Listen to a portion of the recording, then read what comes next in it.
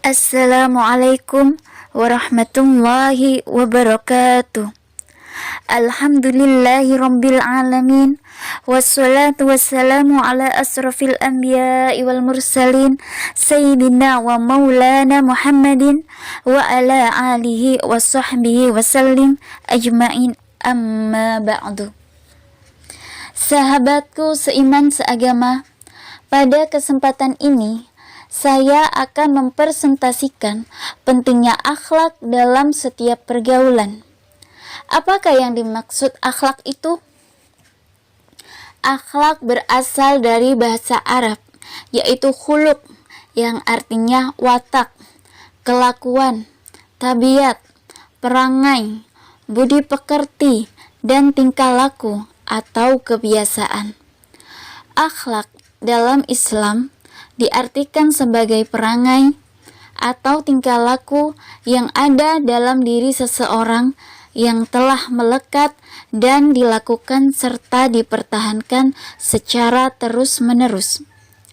Akhlak dibagi menjadi dua, akhlak mahmudah atau akhlak terpuji dan akhlak madmumah atau akhlak tercela. Mengapa akhlak begitu penting? Dalam hadis sahih riwayat Bukhari, Rasulullah sallallahu alaihi wasallam bersabda, "Innama bu'ithu liutammima makarimal akhlak." Yang artinya, sesungguhnya aku diutus hanya untuk menyempurnakan kemuliaan akhlak. Jadi, inilah tujuan utama Nabi Muhammad sallallahu alaihi wasallam diutus ke dunia, yang mana umat manusia pada masa itu jahil, bodoh, tidak bisa membedakan mana yang baik dan mana yang buruk. Mereka bergerak tidak menggunakan akal mereka, kecuali hawa nafsu. Wanita pada masa itu dianggap hina, seperti perabot rumah yang bisa mereka jual kapan saja atau mereka berikan kepada siapa saja yang mereka mau. Bayi perempuan pada masa itu dikubur hidup-hidup karena rasa malu yang luar biasa, sebuah alasan yang tidak masuk akal. Mereka malu punya anak perempuan, padahal mereka dilahirkan oleh perempuan, tapi seolah-olah mereka lahir dari batu. Logikanya, jika semua bayi perempuan dibunuh, bagaimana manusia bisa berkembang biak? Praktek riba di mana-mana, perzinaan, pembunuhan, perbudakan, penyembahan patung, ketidakadilan, penindasan, dan berbagai macam kejahatan yang ada muncul karena mereka tidak memiliki pedoman untuk berpikir dan bertingkah laku. Maka Islam hadir untuk itu. Lalu bagaimana dengan hari ini? Jawabannya adalah parah. Degradasi moral yang luar biasa di tengah-tengah kecanggihan teknologi. Allah berfirman dalam Quran surat Ar-Rum ayat 41, Bismillahirrahmanirrahim. Dhaharal fasadu fil barri wal bahri bima kasabat aydin nas liyudhiqahum ba'dalladzi amilu la'allahum yarji'un. Dhaharal fasadu, telah terjadi kerusakan, fil barri, di darat, wal bahri, dan di laut, bima kasabat aydin nas, karena ulah tangan manusia. Lalu ulah tangan manusia yang bagaimana? Tentunya ulah tangan manusia yang tidak memiliki akhlak. Liyudhiqahum ba'dalladzi amilu, lalu Allah berikan sebagian hasil dari perbuatan mereka, la'allahum yarji'un, agar mereka kembali ke jalan yang lurus. Maka apa yang terjadi pada hari ini dengan akhlak manusia yang tidak akhlakul karimah? Fitnah merajalela bagaikan air bah. Perzinaan semakin bervariasi, lebih jahil dari umat terdahulu. Kalau zaman dahulu orang mau prostitusi harus jalan dulu, harus cari tempat dulu. Tapi hari ini ada prostitusi online, ada homoseksual, ada lesbian, ada biseksual, ada transseksual. Segala macam penyimpangan ada pada zaman hari ini. Dosa dianggap biasa. Bahkan mereka merasa bangga kalau berbuat dosa. Maksiat terasa nikmat, ibadah terasa berat, tontonan jadi panutan, panutan jadi tontonan, manusia diberhalakan, Tuhan ditinggalkan. Al-Quran jadi pajangan, koran jadi langganan.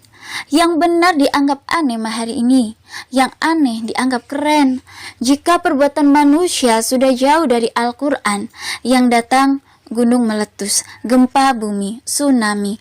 Kalau tangan manusia tidak punya aturan, buang sampah sembarangan, seenaknya saja, akibatnya banjir jadi langganan. Kalau tangan manusia usil, tamak, suka tebang hutan tanpa perhitungan, akibatnya longsor, banjir bandang. Kalau tangan manusia serakah akan hasil kekayaan bumi, akibatnya lumpur lapindo. Jadi apa yang menimpa kita selama ini karena ulah tangan manusia itu sendiri. Bukannya Allah tidak sayang, bukannya Allah benci, tapi Allah ingin manusia itu kembali kepada jalan yang lurus.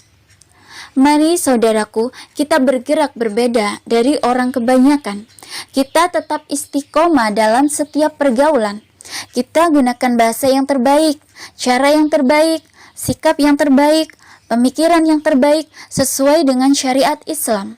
Kedepankan akhlak. Akhlak itu penting. Akhlak adalah seperti wajah dalam anggota tubuh. Jika seseorang penasaran dengan seseorang yang lain, hal yang ingin pertama kali dia lihat adalah wajahnya. Cinta itu datang dari mata turun ke hati, dan mata seringkali terpesona dengan keindahan rupa atau wajah.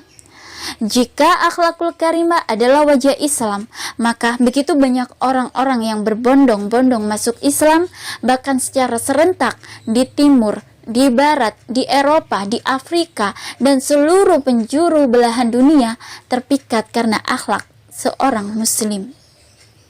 Kalau pemeluknya saja indah peranginya, apalagi agamanya. Itulah yang ada dalam benak mu'alaf yang memeluk Islam karena terpikat oleh kebaikan akhlak muslim.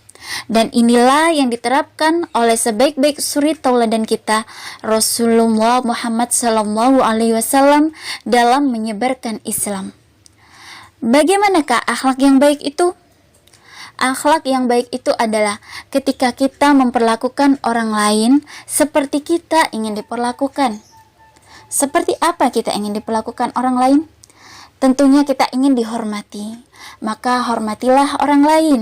Kita ingin dihargai, maka hargailah orang lain. Sopan santun, ramah tamah, jujur, amanah, tidak berburuk sangka, berbuat adil, dan sebagainya. Siapa orang yang baik akhlaknya, itulah orang yang mulia, baik penghidupannya di dunia, terlebih-lebih di akhirat. Dalam beribadah perlu akhlak, dalam menuntut ilmu perlu akhlak, dalam bekerja perlu akhlak, dalam memilih pasangan perlu akhlak, dalam bergaul dengan anak pakai akhlak, dengan orang tua pakai akhlak, dengan yang lebih muda pakai akhlak, dalam pemerintahan pakai akhlak, dalam berpakaian pakai akhlak, dalam berdagang pakai akhlak, dalam segala sendi kehidupan akhlakul karimah harus diterapkan. Rasulullah SAW bersabda, sebaik-baik dari umatku adalah orang yang baik akhlaknya.